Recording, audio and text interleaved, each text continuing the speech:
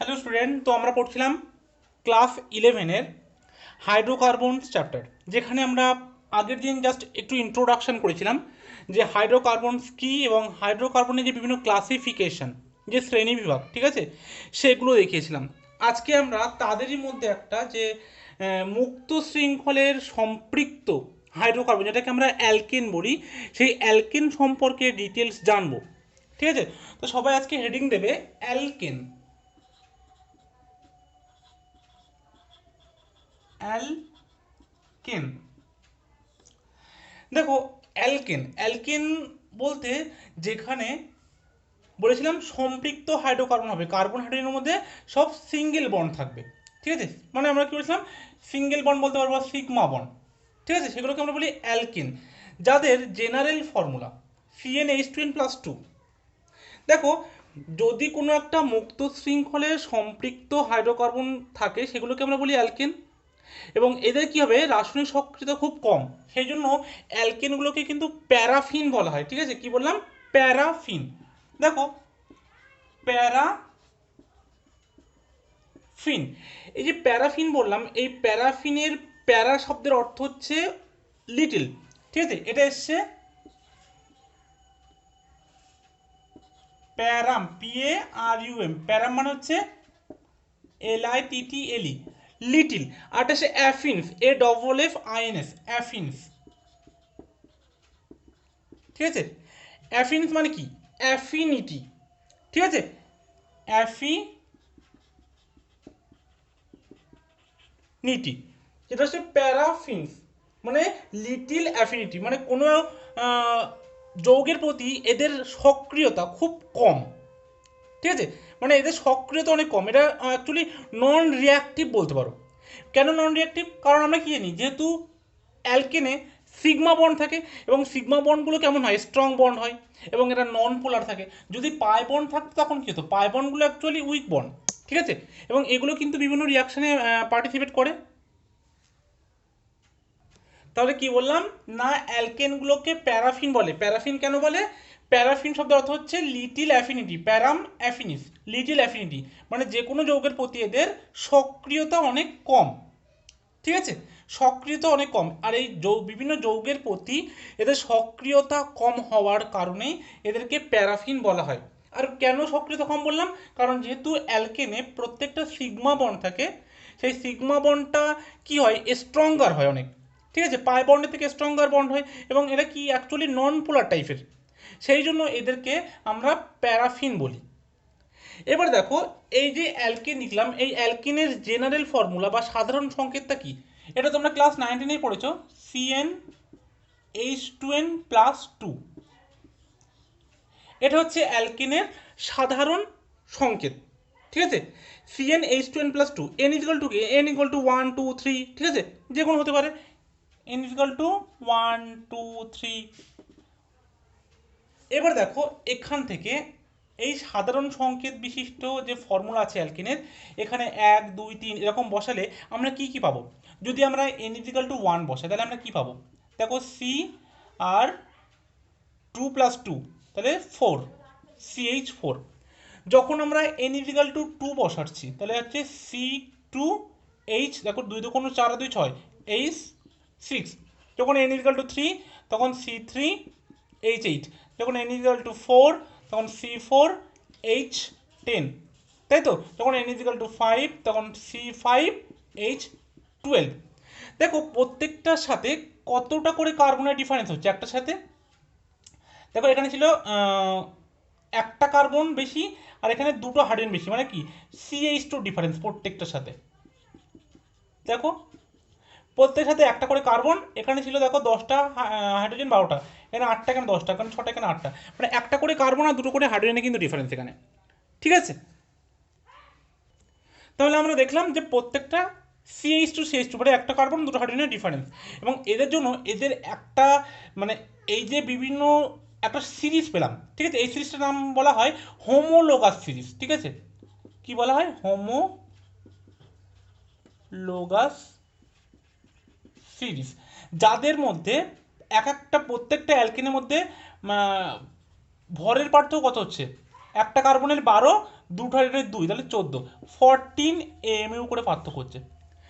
তাহলে হোমোলোগাস সিরিজটা অ্যাকচুয়ালি কি? হোমোলোগাস সিরিজটা হচ্ছে যে এরা একটা সেম ফ্যামিলির মেম্বার, ঠিক আছে? মানে অ্যালকেন পরিবার। এই পরিবারটাকে কি বলা হয়? এই যে পূর্ব পরিবারটা পেলাম আমরা, এটা একটা অ্যালকেন পরিবার, প্রত্যেকটা অ্যালকেন। তাহলে যারা একই পরিবার থেকে আসবে, ঠিক আছে, এবং যাদের কেমিক্যাল প্রপার্টি কিন্তু সেম হবে। ফিজিক্যাল প্রপার্টি সেম হতেও পারে, আবার নাও হতে পারে, কিন্তু ফিজিক্যাল প্রপার্টিটা হয়তো বাড়বে, একটা নির্দিষ্ট ট্রেন্ডে বাড়বে, বা যদি কমে কোনো একটা ফিজিক্যাল প্রপার্টি, সাপোজ হচ্ছে স্ফুটনাঙ্ক, গলনাঙ্ক, এই সমস্ত যে ভৌত ধর্মগুলো আছে, হয়তো ভৌত ধর্ম যে স্ফুটনাঙ্ক একটা নির্দিষ্ট ট্রেন্ডে বাড়বে বা একটা নির্দিষ্ট ট্রেন্ডে কমবে। মানে প্রপার্টিটা মোটামুটি কিন্তু সেম, বা একটা যদি বৃদ্ধি পায় তাহলে সেম ট্রেন্ডে বৃদ্ধি পাবে, ঠিক আছে? তাহলে আমরা বলবো সেই সমস্ত যে সারি সেটাকে বলবো আমরা হোমোলোগাস সিরিজ, ঠিক আছে? এবং এদের জেনারেল ফর্মুলাটাও কিন্তু এক হবে, ঠিক আছে? বা এদের প্রস্তুতির যে জেনারেল মেথড সেটাও কিন্তু সেম হবে। তাহলে হোমোলোগাস সিরিজ কি বোঝা গেল? যারা একই ফ্যামিলি থেকে আসবে, যাদের কেমিক্যাল প্রপার্টি সেম হবে, যাদের জেনারেল ফর্মুলা সেম হবে, যাদের জেনারেল মেথড প্রিপারেশন করার জন্য সেম হবে, তাদেরকে বলা হবে হোমোলোগাস সিরিজ। এবার আসবো আমরা এদের ইউপ্যাক নোমেনক্লেচার। ইউপ্যাক নোমেনক্লেচার, ঠিক আছে? দেখো, ইউপ্যাক নোমেনক্লেচার তোমরা এর যে আগের চ্যাপ্টার ছিল জৈব রসায়নের, ঠিক আছে, তো তোমরা সেখানে ইউপ্যাক নোমেনক্লেচার সম্পর্কে ডিটেলস জেনেছো। তো আমি এখানে ডিটেলসে কিছু বলবো না। তোমরা অ্যালকেনের যে ইউপ্যাক নোমেনক্লেচার তোমরা তো জানো যে CH4 একটা কার্বন থাকলে মিথ, দুটো কার্বন থাকলে ইথ, তাহলে এটার জন্য যেহেতু অ্যালকেন তাহলে এটা মিথেন, ঠিক আছে? অ্যালকেনের জন্য এন বসে, যেহেতু দুটো কার্বন তাহলে ইথ, ইথেন, প্রোপেন, বিউটেন, পেন্টেন, ঠিক আছে? এগুলো তো তোমরা জানো। তো সেই জন্য আমরা ইউপ্যাক নোমেনক্লেচার এখানে অত ডিটেলসে আর আলোচনা করছি না, ঠিক আছে? তবু তোমাদের একটা আমি জাস্ট এক্সাম্পল দেখাচ্ছি, তোমরা নিজেরাই করবে এটা, ঠিক আছে? একটা নোমেনক্লেচার তোমাদেরকে দিচ্ছি, তোমরা ইউপ্যাক নোমেনটা লিখবে, ইউপ্যাক নেমটা CH3 C CH2 C CH3 3, ঠিক আছে? তোমরা এর নোমেনক্লেচারটা আমাকে লিখে দেখা হবে, ঠিক আছে? এটা একটা হোমওয়ার্ক দিলাম তোমাকে। এদেরকে একটা হিন্টস আমি দিয়ে দিই। দেখো, যখনই দেখবে এরকমভাবে কোনো কম্পাউন্ড দিয়ে দিয়েছে বা যে কোনো একটা স্ট্রাকচার দিয়ে দিয়েছে, তাদেরকে যত সম্ভব ভেঙে লেখার চেষ্টা করবে, কার্বনগুলোকে প্রত্যেকটা আলাদা আলাদাভাবে ভেঙে লেখার চেষ্টা করবে। তাহলে ইউপ্যাক নোমেনক্লেচার তত তোমাদের ক্ষেত্রে কিন্তু সুবিধা হবে, ঠিক আছে? এবং সেটার সঠিক হওয়ার সম্ভাবনাও কিন্তু অনেকটা বাড়বে। বোঝা গেল? আচ্ছা, এখান থেকে আরও একটা জিনিস তোমাদেরকে বলে দিই। তোমরা নিশ্চয়ই এন কখন হয়, আইসো কখন হয়, ঠিক আছে? সেক বিউটাইল, টার্সারি বিউটাইল, এগুলো তো জানো, ঠিক আছে? তবে একবার একটু বলে দিই। দেখো, যখন কোনো নর্মাল লং চেন হয়, সাপোজ এরকম আছে CH3 CH2 CH2 CH2, মানে এভাবে চলতে থাকবে যখন, সেটাকে বলা হয় এন, ঠিক আছে? যখন কোনো লং চেন, কোনো শাখা নেই, ঠিক আছে, কোনো ব্রাঞ্চ নেই, তখন আমরা কি বলা হয় এন। এবার যখন আমরা 1 2 3 4 5 এন হেক্সাইল, 1 2 3 4 5, আচ্ছা এন পেন্টাইল, ঠিক আছে, যখন 5টা থাকবে, তখন ধরো সাপোজ যদি 3টে থাকে, 1 2 3, 1 2 3, তখন এন প্রোপাইল, ঠিক আছে? মানে যে কটা থাকবে, 3 থাকলে কি হয় প্রো, যেহেতু লং চেইন কোনো ব্রাঞ্চ নেই তাহলে এন, তাহলে এন প্রোপাইল। যদি ছটা থাকবে এন হেক্সাইল, এন পেন্টাইল, 5টা থাকলে এরকমভাবে হবে, ঠিক আছে? সাপোজ ধরো 4টে থাকলো, তখন আমরা কি লিখতাম? 4টে থাকলে সাপোজ ধরো আরও একটা কার্বন দিয়ে দিলাম, তখন আমরা কি লিখতাম? N butyl. এগুলো কিন্তু তোমরা সব আগের চ্যাপ্টারে শিখেছো, ঠিক আছে? এই জন্য কিন্তু এগুলোকে বেশি ডিটেলস যাচ্ছি না, শুধু জাস্ট একবার আমি একটু বলে দিচ্ছি। CH3, যদি এই কার্বনে একটা CH গ্রুপ থাকে, তার নাম কি বলা হয়? আইসো। যেহেতু 3টে কার্বন, 1 2 3, তাই এটার নাম আইসো প্রোপাইল গ্রুপ, তাই তো? এগুলো তো তোমরা সব জানো। যদি 4টে কার্বন হতো, যে CH3 এখানে একটা CH2 দিয়ে দিল, ধরো এখানে একটা CH2 দিয়ে এরকম দিল, তখন এখানে কটা কার্বন হলো? 1 2 3 4, তখন আমরা লিখতাম এটাকে আইসো বিউটাইল। কি লিখতাম? আইসো বিউটাইল, ঠিক আছে? এবার দেখো, যদি কিনা এরকম হতো CH3 CH2 CH, এখানে একটা CH3 গ্রুপ, তো ঠিক আছে, তখন আমরা এটা কি বলতাম, সেক CH3 CH2 CH CH3, তখন আমরা এটাকে বলতাম সেক সেক গ্রুপ, ঠিক আছে।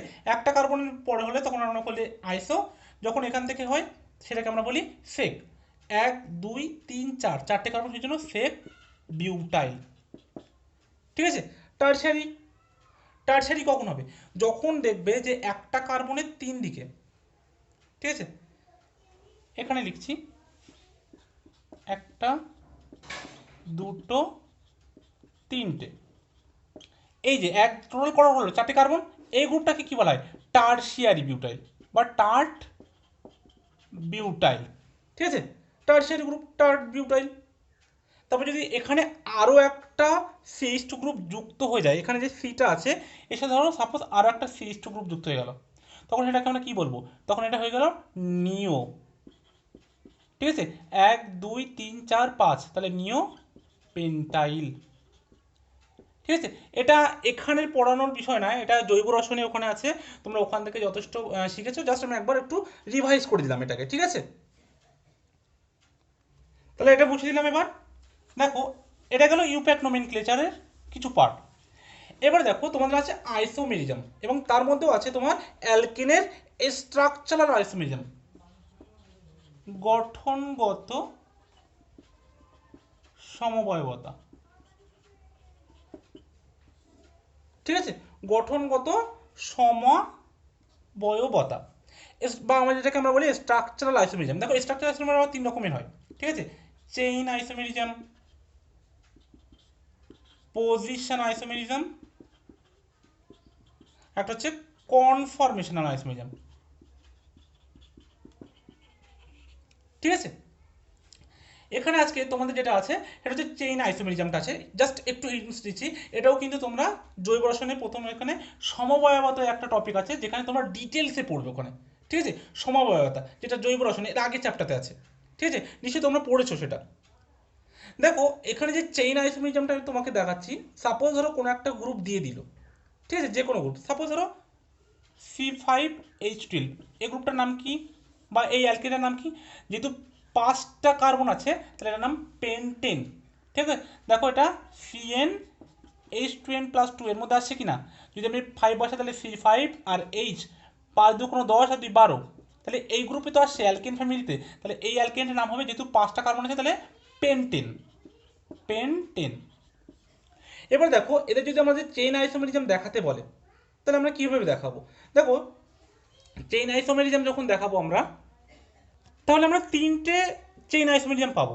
দেখো প্রথমে যেটা আমরা কিন্তু দেখিয়ে দিলাম, যেটা এন আকারে লিখলাম, মানে কোনো ব্রাঞ্চ ছাড়াই, CH3 CH2 CH2, কটা কার্বন, একটা দুটো তিনটে চারটে পাঁচটা, ঠিক আছে, তাহলে কার্বন 1 2 3 4 5, আর হাইড্রোজেন 3 আর 2 5 আর 2 7 আর 2 9 আর 3 12, ঠিক আছে, তাহলে এটা গেল এন পেন্টেন, ঠিক আছে। এবার দেখো আমরা কি বলছিলাম, একটা আইসো, ঠিক আছে, CH3 CH2 CH2, ঠিক আছে, CH3, তাহলে দেখো আমাদের যখন কটা কার্বন হলো 1 2 3 4, কিন্তু আমাদের যখন আইসো বলবে তখন আমরা একটা কার্বনে CH3 দেবো, তাহলে দেখো এখানে কটা 1 2 3 4 5টা, তাহলে এটা হয়ে গেল আইসো, তাহলে আমরা 3টে চেইন আইসোমেরিজম পেলাম, একটা এন, আচ্ছা একটা আইসো, আচ্ছা একটা নিও পাবো, তাই তো, কি পাবো নিওতে, একটা কার্বন দেবো আর তার চারিদিকে CH3 CH3 CH3 CH3, তাহলে এটা পেলাম নিও 1 2 3 4 5 পেন্টেন, নিও পেন্টেন, ঠিক আছে। তাহলে আমরা কিন্তু এই 1 2 3 তিন ধরনের কিন্তু চেইন আইসোমার পেলাম। দেখো এগুলো আমি ভেবেছিলাম তোমাদেরকে এখানে বলবো না, কারণ এটার ডিটেলস তোমাদেরকে জানতে গেলে তোমাদেরকে যে এর আগে জৈব রসায়ন চ্যাপ্টার আছে সেখান থেকে কিন্তু বুঝতে হবে, ঠিক আছে, যে আইসোমেরিজম কি, চেইন আইসোমার, যদি তোমাদের সেই সম্পর্কে কোনো আইডিয়া থাকে তাহলে তোমরা কিন্তু এটা ডিটেলস বুঝতে পারবে, ঠিক আছে। দেখো আমরা কি করেছি, জাস্ট চেইনকে চেঞ্জ করেছি, এটা লং চেইন ছিল, এটা ব্রাঞ্চ করেছি, এখানে একটা ব্রাঞ্চ ছিল, এখানে 4টে ব্রাঞ্চ করেছি, এই জন্য কার্বন হাইড্রোজেন পরমাণু সংখ্যা তো সেম, কিন্তু এদেরকে চেইন আলাদা আলাদা করেছি, এখানে একটা ব্রাঞ্চ ছিল, এখানে 4টে ব্রাঞ্চ, এখানে নো ব্রাঞ্চ, সেই জন্য কি বলা হচ্ছে চেইন আইসোমেরিজম, ঠিক আছে, যেটাকে আমরা বাংলায় বলি শৃঙ্খল ঘটিত সমবায়ব, ঠিক আছে, শৃঙ্খল ঘটিত সমবায়ব। তাহলে এটা কিন্তু আমরা মুছে দিলাম সমবায়বতা। এবং এর আগে যে টপিকটা পড়ালাম নোমেনক্লেচার, ইউপ্যাক নোমেনক্লেচার, সেটা দুটো কিন্তু তোমরা আগের ইউনিট থেকে খুব ভালো করে দেখে নেবে, ঠিক আছে, ওখানে কিন্তু ডিটেলসে বলা আছে। দেখো এখানে কিন্তু তাহলে আমি খুব অল্পভাবে আলোচনা করলাম আইসোমেরিজম, ঠিক আছে, জাস্ট তোমাদের রিভাইজ বলতে পারো ওটা, ঠিক আছে, জাস্ট একটু মনে করে দেওয়ার জন্য, আগের চ্যাপ্টার যেটা পড়েছো সেটা একটু রিভাইজ হয়ে গেল। আচ্ছা তাহলে পজিশনের একটা একটু এক্সাম্পল দেওয়া যাক, ঠিক আছে, একটা পজিশন আইসোমেরিজম সাপোজ ধরো দিয়েছে এই অ্যালকেনটা C6H14, ঠিক আছে, হেক্সেন, এটাকে তো এনহেক্সেন হতে পারে। পজিশন আইসোমেরিজম কীভাবে হয় দেখো, সাপোজ ধরো CH3 CH2 CH2 1 2 3 4 5, ঠিক আছে, এটা গেল তোমার 1 2 3 4 5। তাহলে যে কোনো একটা কার্বনের দামে সাপোজ ধরো এখানে একটা হাইড্রোজেন দিয়ে এখানে CH3 দ্বারা রিপ্লেস করলাম এটাকে, ঠিক আছে, সেম আবার লিখবো 1 2 3 4 5 CH3 CH CH2 CH2 CH2 1 2 3 4 5, ঠিক আছে, দেখো লং চেইনটা কিন্তু সেম। এবার দেখো আমি সাপোজ ধরো এই CH3 যা 2 নম্বর ছিল আমি এখানে এখানে দিয়ে দিলাম, আমাকে তো টোটাল যে 6টা কার্বন 14টা হাইড্রোজেন থাকছে, কিন্তু আমরা পজিশনটা দেখো এই যে CH3 গ্রুপটা ছিল এটা ছিল 1 2 নম্বর পজিশনে, ঠিক আছে, কিন্তু এখানে দেখো 1 2 3 নম্বর পজিশনে, তার জন্য কী হলো পজিশনটা চেঞ্জ হয়ে গেল CH3 গ্রুপের, তাই তো। তাহলে এটা যেটা নাম হবে এটা হলো 2 মিথাইল হেক্সেন, ঠিক আছে, বাট না সাপোজ 2 মিথাইল পেন্টেন 1 2 3 4 5, তাহলে এটা হয়ে গেল 2 মিথাইল পেন্টেন, এটা হয়ে গেল দেখো 3 মিথাইল পেন্টেন। তাহলে দুটোই কিন্তু 6টা কার্বন 14টা হাইড্রোজেন দুটোতেই, কিন্তু পজিশন আলাদা হয়ে গেল মিথাইল গ্রুপটার, ঠিক আছে, এটা 2 নম্বর কার্বনে এটা 3 নম্বর কার্বনে, এই জন্য এদের নামটাও কিন্তু আলাদা হয়ে গেল, 2 মিথাইল পেন্টেন এটা 3 মিথাইল পেন্টেন, বুঝে গেল, এটা হচ্ছে পজিশন আইসোমেরিজম। আর একটা যেটা বললাম কনফর্মেশন আইসোমেরিজম, সেটা একটু পরে তোমাদেরকে পড়াবো, ঠিক আছে, কিছু দূর এগিয়ে যায় তারপরে ওটা আবার দেখাবো। দেখো তাহলে এটা কিন্তু মুছে দিলাম। আজকে আমরা মেইনলি যেটা পড়বো সেটা হচ্ছে অ্যালকেনের প্রস্তুতি, ঠিক আছে, চ্যাপ্টার কিন্তু এইবার শুরু হচ্ছে। এতক্ষণ যেগুলো বললাম প্রথম দিন যেটা বলেছিলাম জাস্ট ইন্ট্রোডাকশন ছিল, আজকে যেগুলো পড়ালাম প্রথমে সেগুলো তার আগের চ্যাপ্টার ছিল। এইবার যেটা পড়ানো শুরু করব সেখান থেকে কিন্তু হাইড্রোকার্বনটা মেনলি শুরু হচ্ছে, ঠিক আছে, সবাই হেডিং দাও অ্যালকেনের সাধারণ প্রস্তুতি, ঠিক আছে, প্রস্তুতি, ঠিক আছে, প্রস্তুতি প্রস্তুতি করব, কিন্তু কিসের থেকে করব না অ্যালকেনের সমসংখ্যক কার্বন পরমাণু বিশিষ্ট যৌগ থেকে, সেটা হতে পারে বিভিন্ন অ্যালকিন হতে পারে বা অ্যালকাইন থেকে, ঠিক আছে। তো প্রস্তুতিতে আমরা 1 নম্বর যেটা করব অ্যালকিন বা অ্যালকাইন, ঠিক আছে, অ্যালকিন বা অ্যালকাইন, অ্যালকাইনের হাইড্রোজিনেশন, হাইড্রোজিনেশন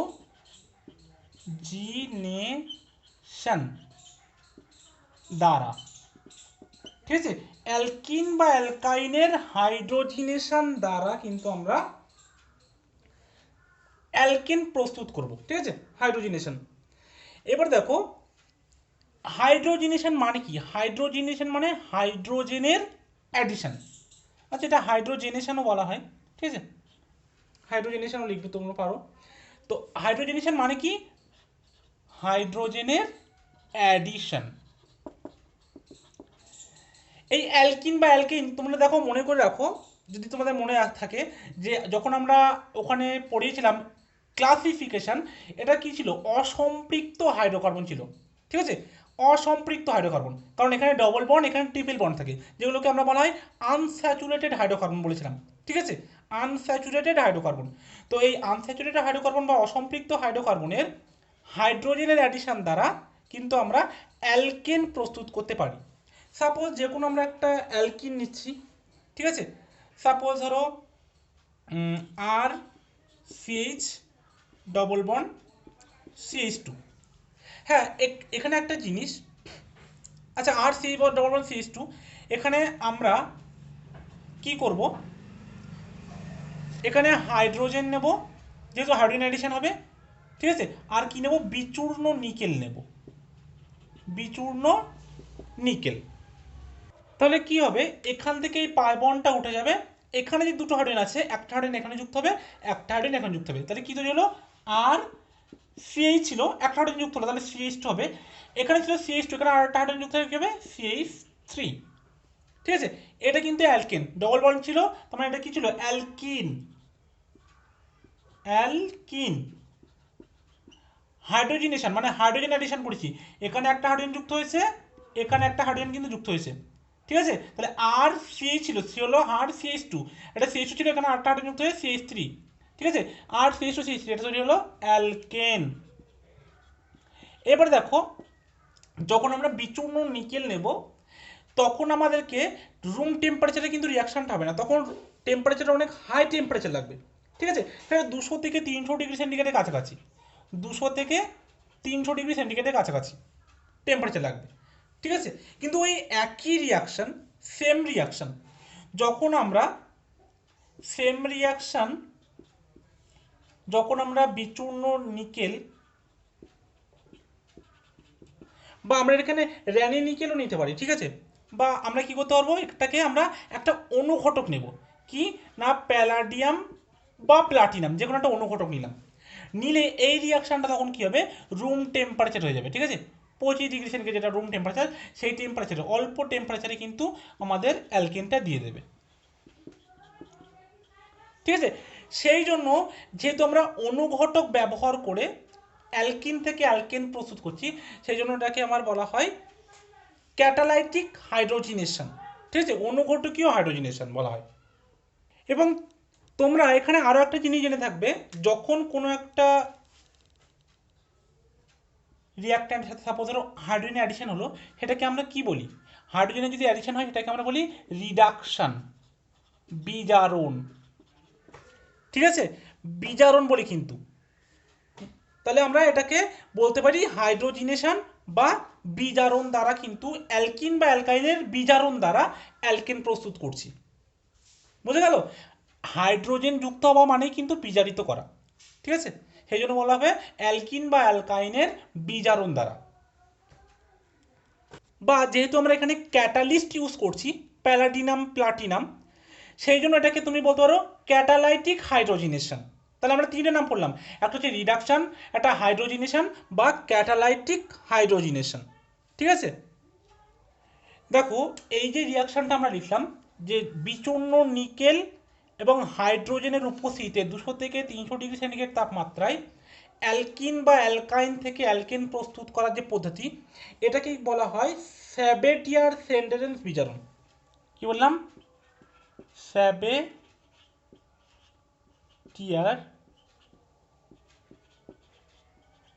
স্যান্ডেরেন্স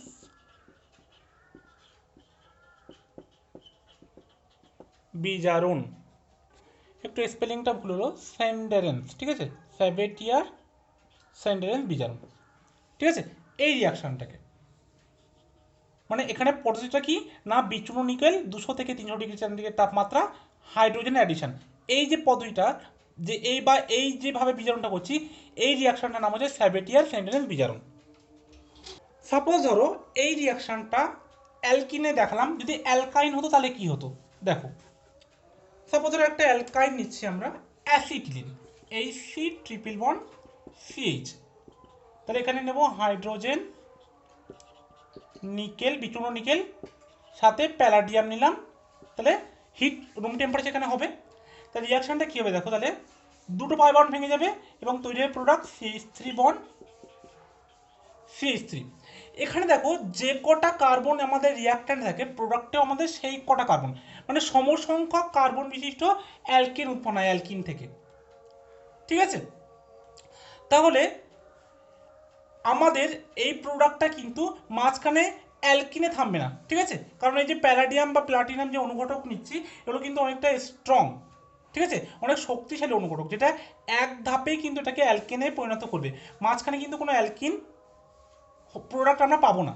ঠিক আছে, তাহলে এখানে দেখো কতগুলো হাইড্রোজেনের অ্যাডিশন হলো। এখানে ছিল দুটো, হয়েছে কটা? ছটা, তাহলে চারটে হাইড্রোজেন অ্যাডিশন হয়েছে, তাহলে এখানে আমাদের কিনতে হবে দুই। ঠিক আছে, তাহলে এইভাবে কিন্তু আমাদের বিভিন্ন অ্যালকিন বা অ্যালকাইন থেকে হাইড্রোজেনেশন দ্বারা বা ক্যাটালিটিক হাইড্রোজেনেশন দ্বারা কিন্তু আমরা অ্যালকেন তৈরি করতে পারি, সমসংখ্যক অ্যালকিন বা অ্যালকাইন থেকে সমসংখ্যক অ্যালকেন। তাহলে আজকে আমরা জাস্ট একটাই মেথড পড়লাম, যে বিভিন্ন আনস্যাচুরেটেড হাইড্রোকার্বন থেকে ক্যাটালিটিক হাইড্রোজেনেশন বা হাইড্রোজেনের যুক্ত করে অ্যালকিনের বা অ্যালকাইনের বিজারণ দ্বারা সমসংখ্যক কার্বন বিশিষ্ট অ্যালকেন প্রস্তুত করা। নেক্সট দিন আমরা আরও অন্যান্য রিয়াকশনগুলো কিন্তু পড়ব।